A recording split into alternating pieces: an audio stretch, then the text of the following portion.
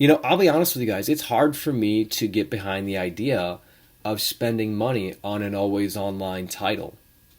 And the reason for that is because when you buy an always online game, essentially the game is never really complete when you really think about it. Like, think about the Division.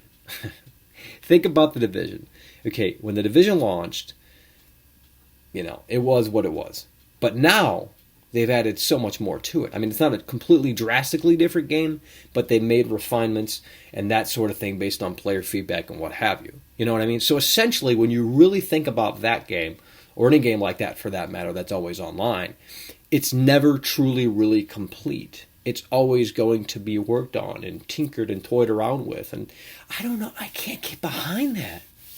And the thing is with these always online games is not only that, but you are completely, totally dependent on when you can't play these games because they have the power. If they shut their servers down for maintenance or what have you, you're not playing their game.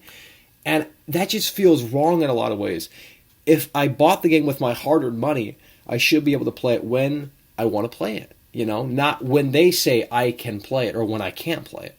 Another thing that I would like to see just kind of go away sometime soon is these work-in-progress titles, like these platforms that you're essentially buying for $60. You're buying a platform that's always online, or even if it's not always online, like this game that's just not ready. For example, Rock Band 4 is a prime example. When Rock Band 4 launched, and they can come up with every excuse in the books, but when Rock Band 4 launched, it was just like this half-assed Rock Band experience, and it didn't even have like multiplayer. Like a core feature to the Rock Band experience was not there at launch, and throughout the next however many months, they implemented that stuff in and made the game better. But it's like, I can't get behind the idea of supporting, like, it could potentially be great down the road, cool, but I buy a game based off of what you're showing me right then and there, not, down the road, it's going to be so much better, we promise. I don't buy into promises. So I think really the only way to remedy a solution like this is to really speak with your wallet. That's all you got to do.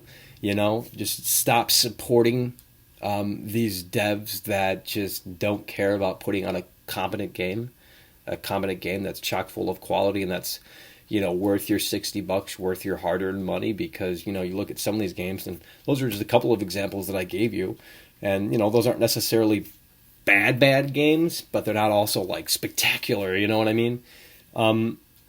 The always online stuff's got to go. Ubisoft really needs to figure that out soon. I mean, sometimes they have titles that are offline, like, for example, the most recent title, Wildlands, as of this recording anyway, is completely, totally playable offline. However, the flip side of that coin, you have another game like For Honor, which is always online, and it's like, can you be consistent with your titles? Like, either have them always online or have them playable offline.